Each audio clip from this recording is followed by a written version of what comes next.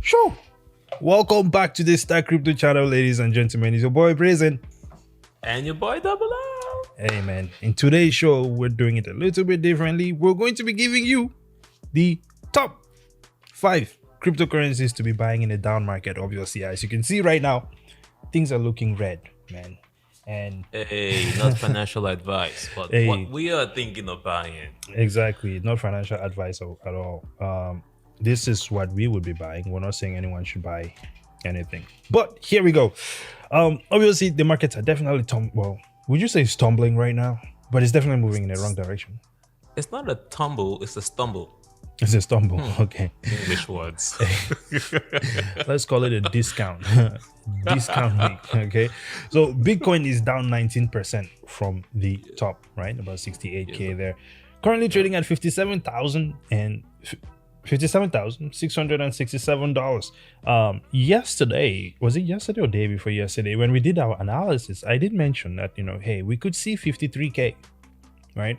This was before the stumble. Yes. This was before the media saw the stumble coming exactly out. This was before the media, so we called it first. You heard it here first on Stack, ladies and gentlemen. So Bitcoin is, this is one of the resistance levels we also mentioned, and that 57K there, which it has now hit that our resistance or support line, if you want to call it that. We've hit the first support line. We actually broke down from that support line down to about 55K. So again, 53K is not impossible. If for some reason it changes direction, cool, we're still in there. But I'm hoping that it keeps dropping. I think that this would be a good one to buy in the down market. The next one, I was telling folks that I was going to buy at every single support that we had. So I executed my first support, and I'm getting ready to execute the second one once it touches it. What did you say the other day, man? That you're a man of integrity, man. You gotta do what you tell people you're going to do. Yes, sir. Okay, that's one support line, so I'll be counting them, and I'll remind you in case you forget. Right. So, but that one is the first one that I think is definitely worth the buy. Kenny, what do you have on your list? Oh my goodness. So I'm the purple color here, playing around. Cardano, of course, people are like, oh, Cardano has smart money, it's moving too slow. All I know is that Cardano has crossed below the 0 Fibonacci level, and it's gone below that. It's like major discount, man. I'm not even looking at the price. I'm just looking at the moving averages. Absolutely. I'm like, oh, it hasn't been this low in a long time. Let me go ahead and jump in. It's a great project. Lots of nice incoming DeFi, NFT, and all these projects coming in house. It's just not out there yet. Very slow project. Absolutely. But I'm adding some rims and some new tires to the car. I might get a new paint job pretty soon. I think Cardano, we have all heard these stories where someone goes, hey, I had XYZ coin, but then I sold it. And you're telling us now that you sold it when the coin is like hanging above the moon. The reason you're not above the moon with everyone else is because you sold that coin because you got impatient. And that's something for one, I'm learning that lesson right now with Mana again, even though I knew it. But I sold Mana, I wasn't patient enough, and now I'm like, well, if I buy Mana right now, am I chasing it? So I'm just sitting that one out, because guess what? There's a lot of opportunities in the market. You don't need to chase anything, right? Something else is gonna run tomorrow. So that's what I say. Next one on my list, I'll also be buying more Cardano. I need more Cardano for sure. Next one on my list is gonna be Ethereum. Now, one of the biggest things when you're looking at projects is you want to follow where the smart money is at, right? If there is activity on the blockchain, right, this means that developers are coming up with new developments, new apps, or whatever else that is usable on the blockchain, NFTs and so on and so forth, then that is usually a great project. Right now, we know that Cardano has some of the highest developer activity out there, has a lot of smart money behind it as well. So, hey, if we get a dip like this, and you also add on top of this the fact that Cardano, the burn rate of Cardano seems to be moving at a pretty solid rate right now. As a matter of fact, for the first time, when we went to Miami last week, actually, for the first time, Cardano actually had negative issuance. This means that more coins were burned than were actually mined. Sorry, not Cardano, Ethereum. Let me correct that. Ethereum, yeah. had the first week of negative issuance about a week ago. Yep. So more coins were burned than were actually issued on Ethereum. So getting a dip in something like that is constantly making itself scarce. Hey, sounds like a time to buy for me. Your next one, Kenny. Yep. I actually had a limit order buy at 3,900. It got to 3,998. I was like, oh, come on, go back, come down a couple more. Well, looking at it right now, I don't think it's far fetched to say that it might make it down to 3,900. I mean, TTM is moving downward right now. The awesome oscillator as well shows that the momentum is definitely falling. So it might come back high. It might come back down. It might come down further. I mean, we've already broken that channel, so we might see some further downward movement there, right? Kind of like sort of like what we had here. Yep. Well, moving on. What is next on the list? IOTX. Yes, IOTX reminds me of HNT, Helium, when it was super cheap. Internet of Things, man. Really cool things those guys are working on. I cannot wait for IOTX to pop back up and do what it does. Right. It's going towards that 1 level or that 0 level Fibonacci. If it even goes there, I will buy them all. I think this is a long-term hold for me. I want a couple thousand of that, baby. Absolutely. It's gonna be like HNT, Ilium. When Ilium is like $42 now. Can you believe that? We've been looking at Ilium at $2, $5. It's now $42. You know, when I see these coins that we were looking at when they were like literally in the single digits, and now they're all the way up there, and I don't have it, it hurts. Right, so I'm just like, you know what, I'm not looking at that project anymore. At least the price action. So Helium, IOTX, definitely a great one, man. We also did another video on IOTX, kind of giving a little bit more details on what it is. That video is in our channel. I'm actually going to link it either in the description or at the top here during the video. And my final one is going to be Algorand. Interesting situation here, man. There's a lot of smart money behind Algorand, right? Too many smart money, like plentiful. Money. Exactly. Too many. And the development on Algorand, you know, it's pretty active, right? The developer community on Algorand is pretty active as well. So I think there's also rumors of what it could be used for. Remember Amazon? Talking maybe rumors about Amazon using this for payments. So I'm still very bullish on this. I love the stuff they're doing. An interesting thing that happened the other day, right? I want to point this out.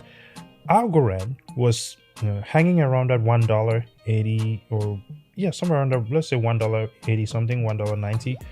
And then there was a sudden spike, depending on the chart you're looking at. Okay, depending on the chart you're looking at, that spike may have been to $5 on some exchanges, but for the most part, and most charts that the majority of charts that I've seen show a sudden spike to about $3 there on Algorand. Then it suddenly pulled back. Which it's a curious situation. What happened there? Was someone loading in a way that we're not familiar with?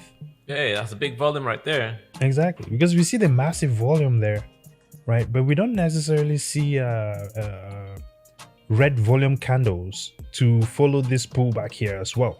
What do you think of that?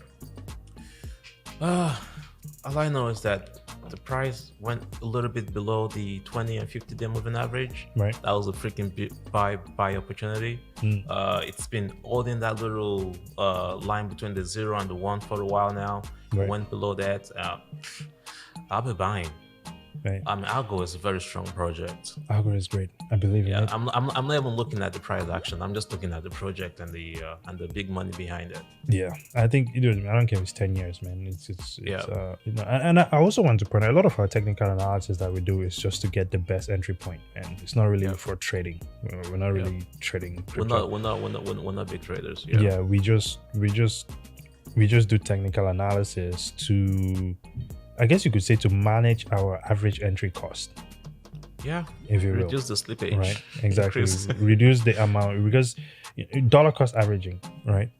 Some people just buy, they don't look at it. But hey, look, man, if I bought something at $1, I'd like to keep it close to as $1 as possible. But you know, there it is. Your next one.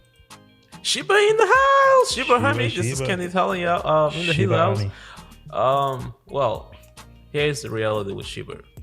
It's gone below the zero moving average, the zero Fibonacci extension. Yeah. For me, that's a good buy opportunity. I was waiting for it to get to that point, so it's there now. It should hold strong because that's a very, very strong support level. Right. I think it's gonna create a new base there, and then probably try to make its way back up. So that's why I'm getting SHIB. Now, here's the thing: the SHIB, and I know there is like all these use cases and everything else coming to SHIB right now, but I'm still not a Shiba army person, bro. Do I hold Shiba? Yes. But to be honest, man, I don't follow a lot of Shiba news just because, like, I don't know what it is. Maybe it's the same. Maybe this might be a mana situation for me. I need to pay attention to that. I don't want it to repeat itself. However, I want to say this, okay? And I just want to wreck people's emotions because I'm feeling evil today. But you know, people have really high expectations on Shiba, okay? People have very high expectations on Shiba. Now, a lot of people are kind of, because we're in groups, right? And we see a lot of what people are saying, and people are saying, when is it gonna go up? And they're asking all these wrong questions. They're trying to make quick money. Let me just point out something to you guys, because I don't want to just say this just to just say whatever, but you know, you can always find historical data on certain things, okay? This is Dogecoin, right? Dogecoin had a massive run, right? Pulled back, had another massive run, and then people were expecting it to keep going to $1, right? But ever since then, Dogecoin has been pulling back, and it's like in this consolidation phase right now. Will it rip again? Yes, it will, right? You know, there's idea of the building a base before moving up again. It's not healthy for any asset to just keep continuously running up. It's not. It's not reasonable. So it's not real. If you ask me, I think this is kind of what I'm expecting to see on Shiba. This right there, right? So I don't think SHIB has made a big massive move yet. You don't think so? Yeah, if you look at Doge, it had a couple of initial little tiny pops. But I mean, let's see here. What would you consider a big massive move though? Because we're looking at 875% move from the previous base to about there. Right now, again, behind that same concept of the longer the base, right, before a move, this was the point where Shiba ran, right, and then pulled back, and it was sitting there flat for a while. I would say expect to see this. Expect to see this. It's not going to go to whatever anyone is expecting anytime soon. Expect to see this. It's going to go flat for a while before maybe one day. This is why that patience is important, right? Cool. Moving on. And of course, Solana. I was able to get in at the discount because I sold my Solana thinking I was taking profit, learned my lesson. So every time Solana dips now, I'm buying more because I think Solana is going to be, it's working towards flipping Ethereum. Reason why, there's a lot of smart money in Solana now. Everybody's getting ready for Meta. There's a lot of money right now. Smart developers, all the developers are moving to Solana. I hope they're not leaving Cardano to go to Solana, but everybody's at Solana right now. And Ethereum, Solana's coming for you. The fees are much lower. People love it. The fees are definitely much lower. And if Ethereum does not fix its situation by next year. I got some Solana at 193. I want to keep getting at the 190 levels if I can. And that's my goal for Solana right there. There we go. Hey, Solana, definitely a great project. And like you mentioned, that developer activity on this thing is definitely going crazy. It's definitely catching up to Ethereum, no doubt about it. So that's a great one. Phantom of the Opera. It's also below. Phantom of the Opera. Let's go. They are doing so much really cool things on that project. I'm also following them. I was able to buy some at the 180s. I think I've been a fan since like the cents, 90 cents or so, whatever that was. So I just want to keep adding them to my Phantom. I think I should have as much Phantom as I have Cardano because of the price range and what they are doing. So Phantom for sure. That is a great one. I like that one. I'm also holding Phantom. I need more. Saitama. All right, Saitama. This one I is love sketchy. dogs. Okay. But you also, they say you gotta have some level of meme coins to your portfolio. Hey, diversification, so this is that one right? meme coin that Yeah, literally, my brother and I turned $200 to $2,000, and I Yeah. think he later turned that $2,000 to $7,000. But we're currently taking a loss right now because we got too greedy. What we holding? So if you look at this chart and you look at Doge and you look at SHIB in the early stages, you notice that they have something like this. So I'm thinking that it might also go through that same trend levels. So you buy the lows and wait for that big pop, and hopefully become a millionaire someday. This is one of those Look at that, opportunities, and then look man. at Doge and look at SHIB, and you'll notice that they all had that. I agree. I think this is one of those opportunities. This is one of those Dogecoin type opportunities where it could just be sitting like this forever, like Dogecoin. It could be 1 year, 2 years, 3 years. But if for some reason, right? Because no one knows what the insanity of society is gonna bring tomorrow, man. Right? Tomorrow, everyone could just wake up and they're like, "Oh yeah, this is the one. We're all just gonna pump our money into it." Well, you don't want to be that person who is pumping their money into it after it's already started moving. So, I mean, personally, for me, the way I look at this one, is like, I'll just put some money into it that I can afford to lose, right? That's the important thing. How much can I afford to lose? Money that you don't need. If you're putting it here, you don't need the money, and you don't care if you lose it. If it goes right, then you win big time. That's just what it is about there. But anyway, moving on. The last one is Open Oceans. Right. I'm going with the play of the name because everybody knows about OpenSea, but nobody knows about Open Ocean. So I'm going with the play of the name. It's almost like doing Floki Inu and Baby Doge and all that kind of stuff. Right. But they don't have the best developers or whatever. But they're also working in that space as well, in the meta space. Right. So I thought the price range was really cheap to get in. Interesting project, not the best of all.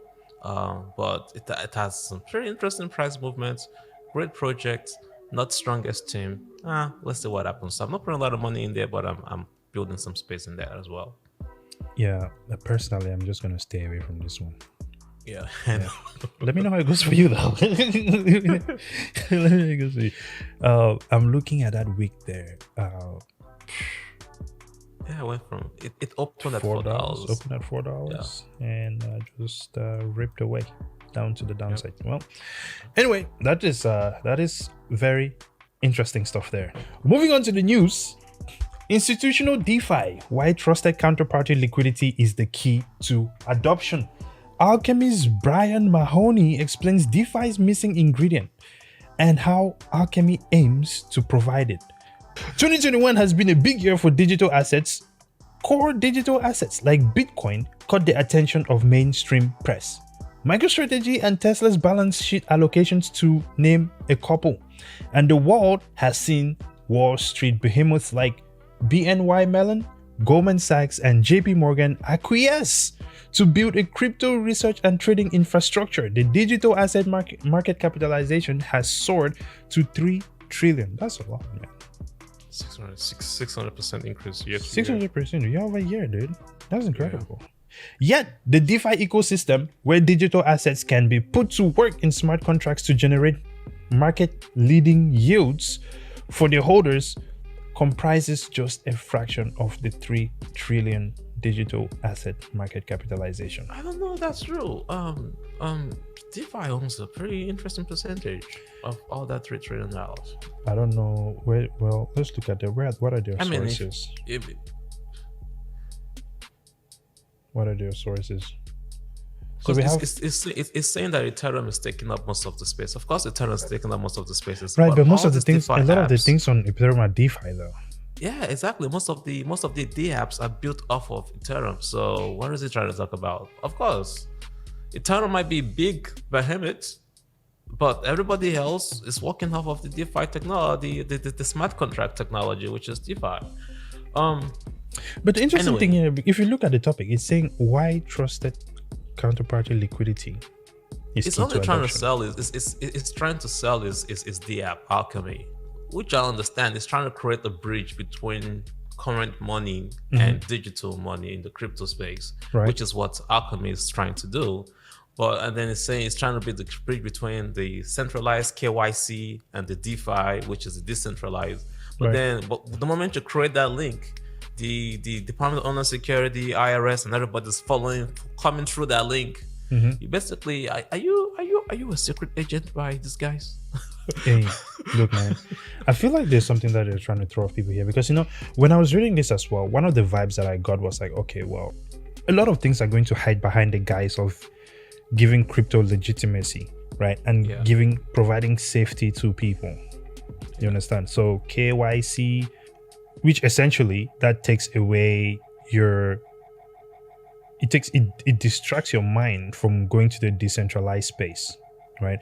So if Alchemy, let's not say Alchemy specifically in this case, but let's say if a centralized exchange decided to do DeFi, right? Yeah, they can do the DeFi for you and give you like 7% interest.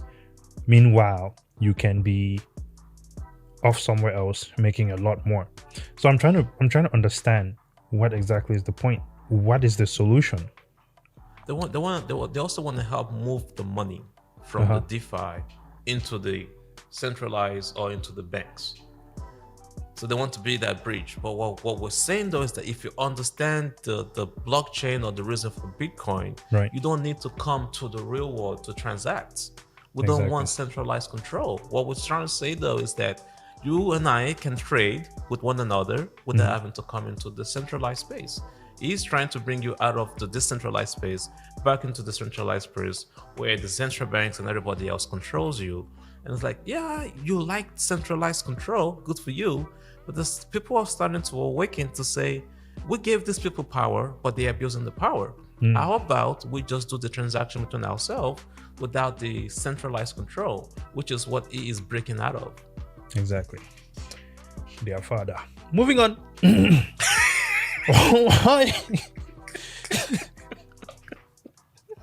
Oh my god, so funny. Okay. Why Constitution DAO is about more than just crypto. DAO, this is going to be decentralized autonomous organizations, right? Seems to be expanding its real world applications as crypto proponents see it as a gateway into the auction of a copy of the US Constitution. A newly formed decentralized autonomous organization has raised over 25 million to purchase a copy of the US Constitution. A rare copy of the Constitution, one of 13 in existence, is set to be auctioned off at the Sotheby's. That's Sotheby's, or is it Sotheby's? Sotheby's. Yeah. Sotheby's.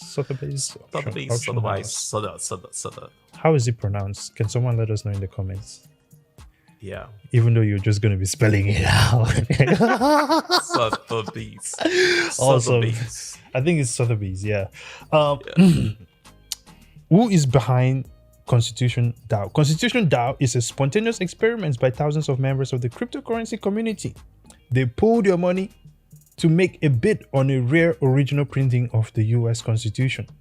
Sotheby's estimates the document will sell for 15 million to 20 million. The auction house recently made inroads to the NFT and metaverse space. NFTs and metaverse, man. This seems to be it's coming together. I'm reading this article and I'm thinking of two other things. Right. 2022 might be the year for DAOs. Yeah. Reason why? Because I'm starting to see these huge trends where businesses, these big institutions are coming together, right, and they are forming these DAOs to do stuff like this. Right. So now this is a Constitution DAO. So now how much would that be worth? Because can you resell that back to the community, or you just own it and then it adds more value? Because I think maybe more people can chip in to own part of it, which will increase the value of it. Yeah, so I'm like, this is looking interesting because people can start doing that with the metaverse, to like own huge spaces in the metaverse, or to like own infrastructure projects or the teams behind the infrastructure projects. Right. This is starting to look interesting. If you can do that with the Constitution, I wonder what else you can do with. Well, I'm pretty sure there's going to be a couple things. It'll be interesting to see how this goes. This is something I'm also still learning a lot about. So I think it's pretty cool. It's one of those things that blockchain technology is bringing into our society now, and it's again the SEC seems to be like one of those common denominators that is I don't want to say they were stopping the technology or they're stifling the technology, but I think that they need to just loosen up, right, and let this thing play out for a bit. There is no way they can correctly regulate these things because we don't know what the outcomes will be. To be honest, it's very new, and I think we just have to give this like a couple years, maybe 10 years, right? Yeah. Let's see how it's working, and then we can now build a solid regulatory frame from that. Also gives me opportunity to gather as much millions as possible. Just hold up, let me make my money real quick. Exactly. But hey, we are going to be putting the links to these articles in the description if you're interested in reading more about it. We also went to, what was the live show we went to this morning? The Crypto Morning Show. So we were on with Mr. Evans this morning on his Money Talk show in the AM, and it was a really cool experience. We're gonna drop his link in the description as well if you're interested in checking that out. It really mean a lot to us. Any final thoughts, sir?